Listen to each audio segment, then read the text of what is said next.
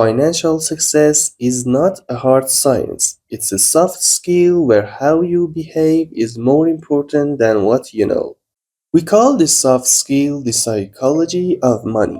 The aim of this masterpiece by Morgan Housel is to gain these soft skills so you can shape your dream financial life. We're gonna deep dive into topics like compounding effect, margin of safety, tail events, wealth, saving, and etc. Make sure to stick to the end of video as I have a special gift for you.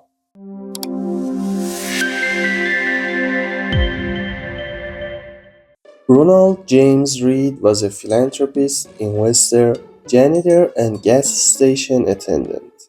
Reed fixed cars at a gas station for 25 years and swept floors for 17 years. He bought a two-bedroom house for $12,000 at age 38 and lived there until he passed away in 2014 when he had a net worth of over $8 million.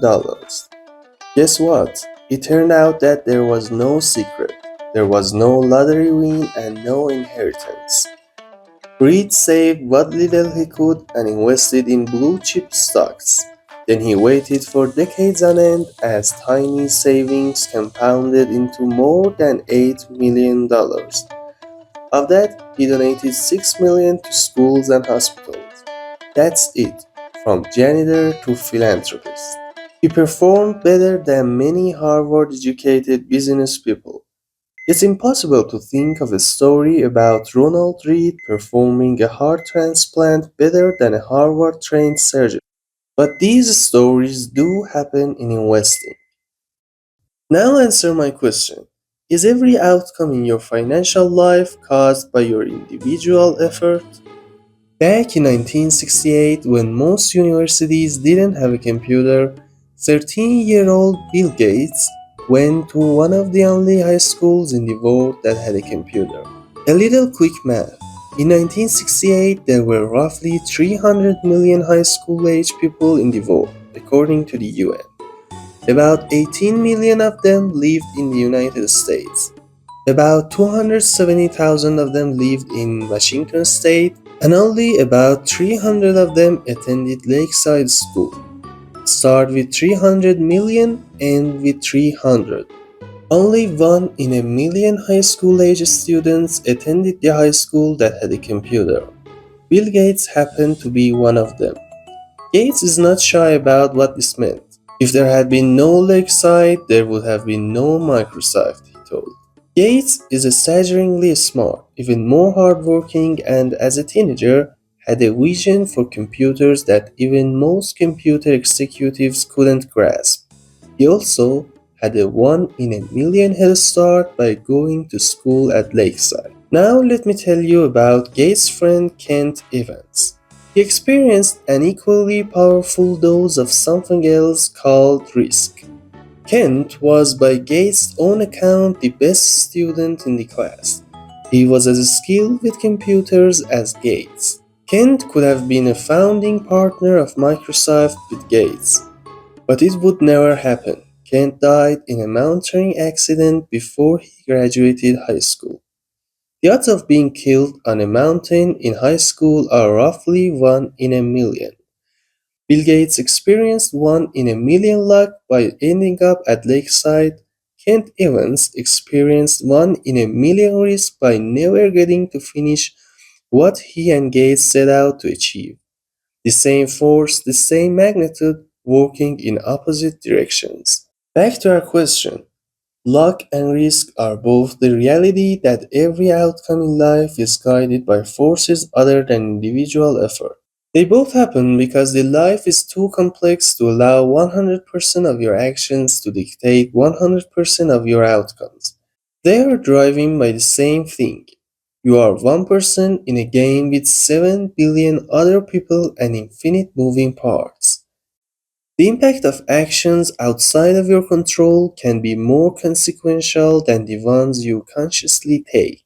Say I buy a stock and 5 years later it's gone nowhere. It's possible that I made a bad decision by buying it in the first place.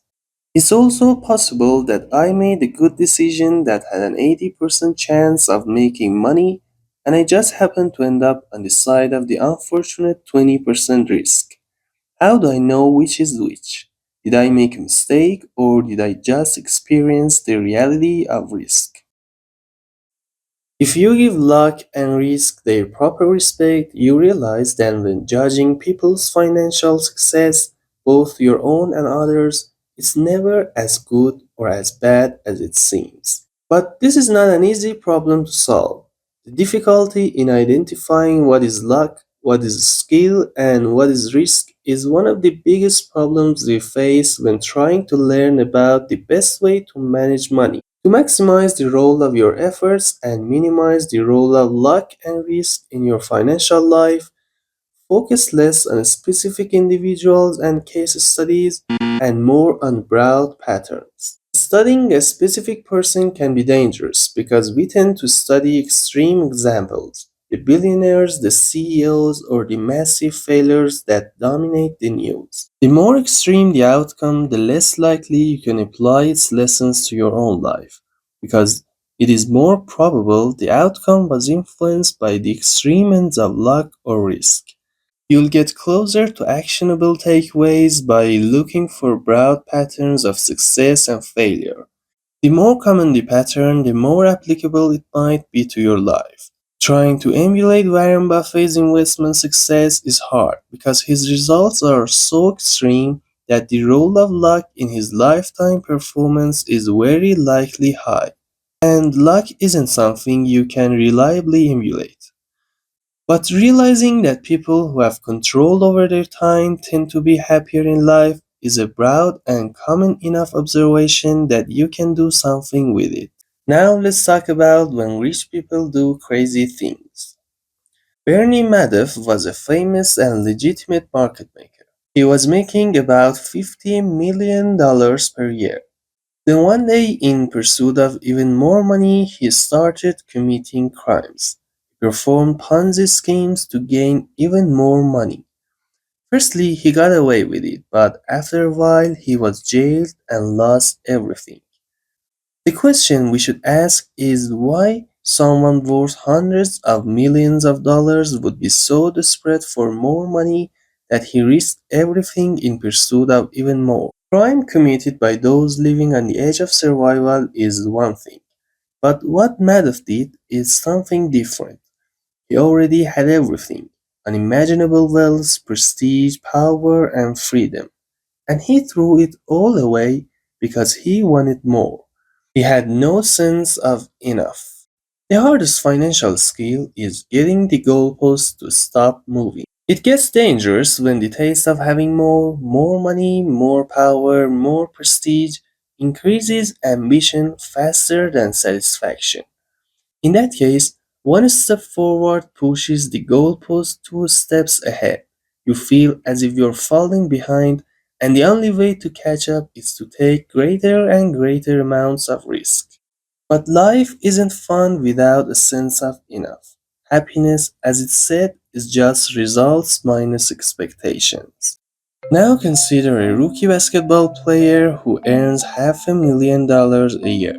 He's by any definition rich, but say he plays on the same team as Mike Trout, who earns $36 million a year. By comparison, the rookie is broke. But then think about Mike Trout.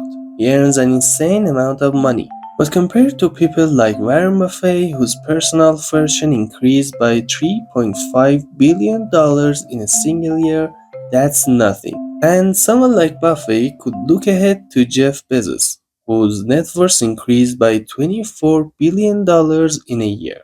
The point is that the ceiling of social comparison is so high that virtually no one will ever hit it, which means it's a battle that can never be won, or that the only way to win is not to fight to begin with, to accept that you might have enough even if it's less than those around you. But remember that enough is not too little. The idea of having enough might look like conservatism, leaving opportunity and potential on the table. But that's not right. Enough is realizing that the opposite, which is an insatiable appetite for more, will push you to the point of regret. There are many things never worth risking, no matter the potential gain. Reputation, freedom, independence, happiness, family, and friends are invaluable. And your best shot at keeping these things is knowing when it's time to stop taking risks that might harm them, knowing when you have enough. You don't need tremendous force to create tremendous results. You need time. More than 2,000 books are dedicated to how Warren Buffett built his fortune. Warren Buffett's net worth is $84.5 billion dollars. Of that, more than 99% accumulated after his 50th birthday. 96% just came after his 65th birthday. Had he started investing in his 30s and retired in his 60s, few people would have ever heard of him. Buffett began serious investing when he was 10 years old. By the time he was 30, he had a net worth of $1 million. dollars. What if he was a more normal person, spending his teens and 20s exploring the world and finding his passion, and by age 30, his net worth was, say, $25,000? And let's say he still went to earn the extraordinary annual investment returns like 22%, but quit investing and retired at age 60 to play golf and spend time with his grandkids. What would a rough estimate of his net worth be today? Not $84.5 billion, dollars, but $12 million. dollars. 99% less than his actual net worth. Effectively, all of Warren Buffett's financial success can be tied to the financial base he built in his pubescent years and the longevity he maintained in his geriatric years. His skill is investing, but his secret is time. That's how compounding works. Good investing is not necessarily about earning the highest returns. It's about earning pretty good returns that you can stick with and which can be repeated for the longest period of time. That's when compounding runs wild. Getting money is one thing, but keeping it is another. Getting money requires taking risks, being optimistic, and putting yourself out there. But keeping money requires the opposite of taking risk. It requires humility and fear that what you've made can be taken away from you just as fast. So, how can you stay wealthy? Tell yourself that more than I want big returns, I want to be financially unbreakable. And if I'm unbreakable, I actually think I'll get the highest returns because I'll be able to stick around long enough for compounding to work wonders. It's not whether you're right or wrong that's important, but how much money you make when you're right and how much money you lose when you're wrong. You can be wrong half the time and still make a fortune. Take Amazon. It's not intuitive to think that a failed product launch at a major company would be normal and fine. Intuitively, you think the CEO should apologize to shareholders. But CEO Jeff Bezos said shortly after the disastrous launch of the company's Fire Phone, if you think that's a big failure, we're working on much bigger failures right now. I'm not kidding. Some of them are going to make the Fire Phone look like a tiny little blip. It's okay for Amazon to lose a lot of money on the Fire Phone because it will be upset by something like Amazon Web Services that earns tens of billions of dollars. A lot of things in business and investing work this way. Tail events, the farthest ends of a distribution of outcomes, have tremendous influence in finance, where a small number of events can account for the majority of outcomes. The ability to do what you want, when you want, with who you want, for as long as you want is priceless. It's the highest dividend money pays. Money's greatest interesting value, and this can't be overstated, is its ability to give you control over your time. A small amount of wealth means the ability to take a few days off work when you're sick without breaking the bank. A bit more means waiting for a good job to come around after you get laid off, rather than having to take the first one you find. 6 month emergency expenses means not being terrified of your boss because you know you won't be ruined if you have to take some time off to find a new job. More wealth means the ability to take a job with lower pay but flexible hours. Then there's retiring when you want to instead of when you need to. Using your money to buy time and options has a lifestyle benefit few luxury goods can compete with. The United States is the richest nation in the history of the world, but there's little evidence that its citizens are on average happier today than they were in the 1950s, when wealth and income were much lower. A 2019 poll of 150,000 people in 140 countries found that about 45% of Americans said they felt a lot of worry the previous day. The global average was 39%. But why? Part of what's happened here is that although we have greater wealth to buy bigger and better stuff, we've simultaneously given up more control over our time. At best, those things cancel each other out. Wealth is what you don't see. If you see someone driving a Ferrari, are they considered wealthy?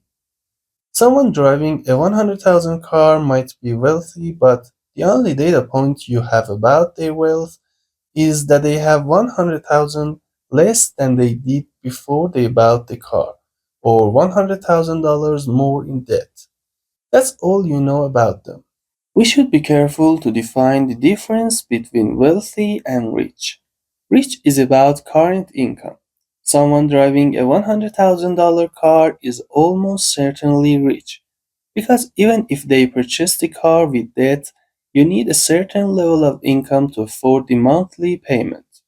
Same with those who live in big homes. It's not hard to spot rich people. They often go out of their way to make themselves known. But wealth is hidden. It's income not spent. Wealth is an option not yet taken to buy something later. Its value lies in offering you options, flexibility, and growth to one day purchase more stuff than you could right now. Wealth is financial assets that haven't yet been converted into the stuff you see. That's why spending money to show people how much money you have is the fastest way to have less money. If wealth is what you don't spend, what good is it? Well, let me convince you to save money. The first idea, simple but easy to overlook, is that building wealth has little to do with your income or investment returns and lots to do with your savings rate. If you view building wealth as something that will require more money or big investment returns, the path forward looks hard and out of your control. But if you view it as powered by your own frugality and efficiency, the destiny is clearer. Wealth is just the accumulated leftovers after you spend what you take in. More importantly, the value of wealth is relative to what you need. Say you and I have the same net worth, and say you're a better investor than me. I can earn 8% annual returns and you can earn 12%. But I'm more efficient with my money. Let's say I need half as much money to be happy while your lifestyle compounds as fast as your assets. I'm better off than you are, despite being a worse investor. I'm getting more benefit from my investments despite lower returns. Past a certain level of income, what you need is just what sits below your ego. Everyone needs the basics. Once they're covered, there's another level of comfortable basics. And past that, there's basics that are both comfortable, entertaining, and enlightening.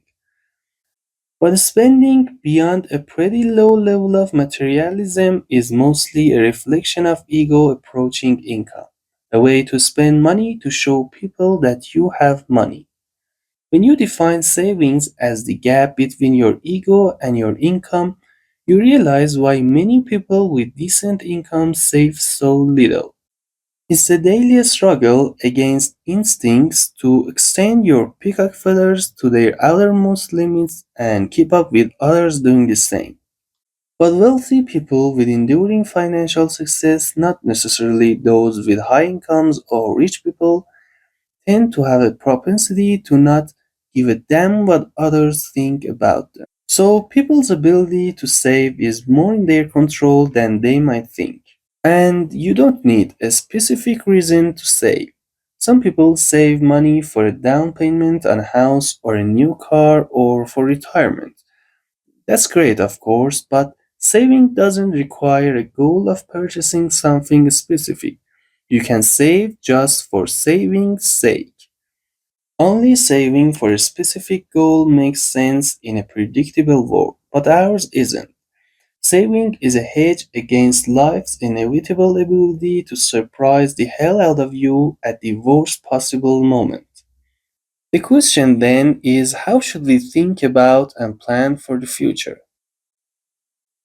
The solution is simple: use room for error when estimating your future returns. This is more art than science. For my own investments, I assume the future returns I'll earn in my lifetime will be one third lower than the historic average.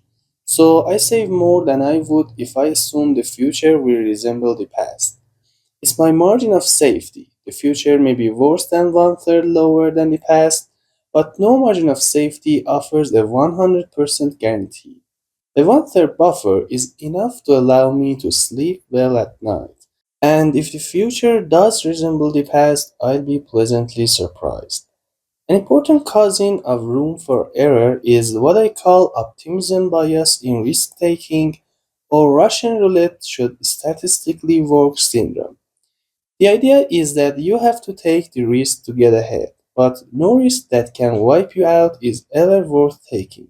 The odds are in your favor when playing Russian roulette, but the downside is not worth the potential upside. There's no margin of safety that can compensate for the risk. So every time you plan for the future, you have to give yourself room for error.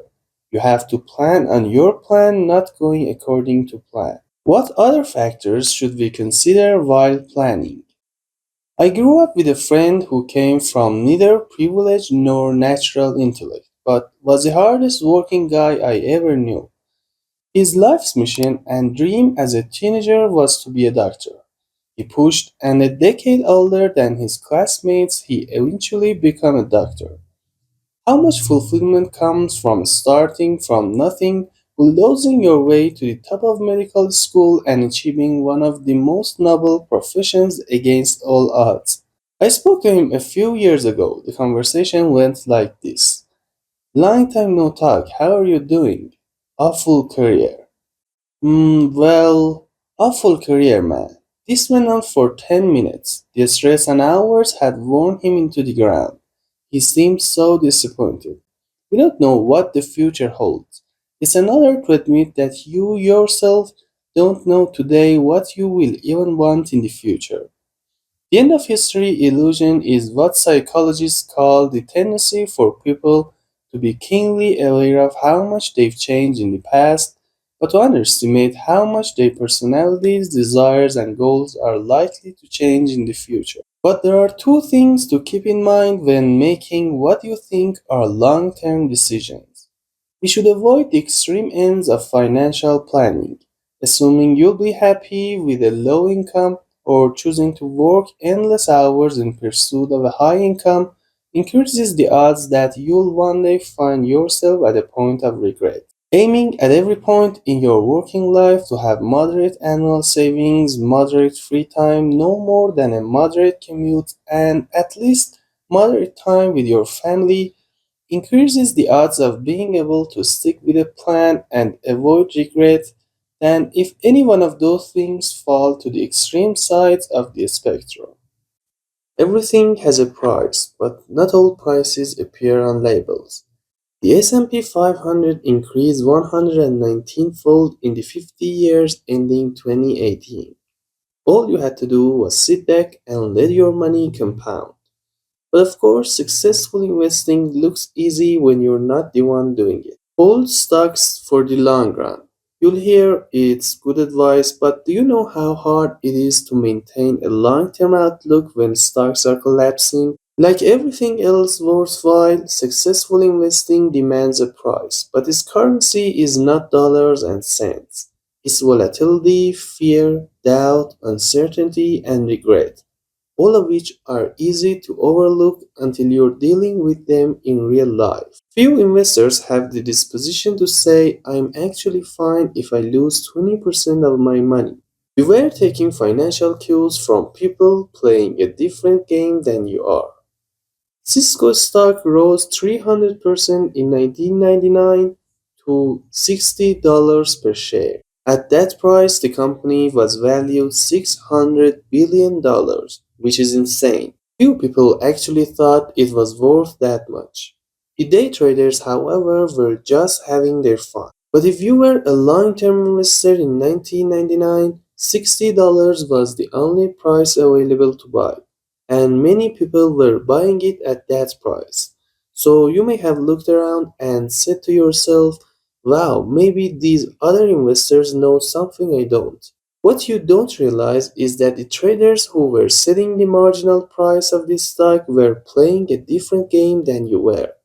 $60 a share was a reasonable price for the traders because they planned on selling this stock before the end of the day, when its price would probably be higher. But $60 was a disaster in the making for you because you planned on holding shares for the long run.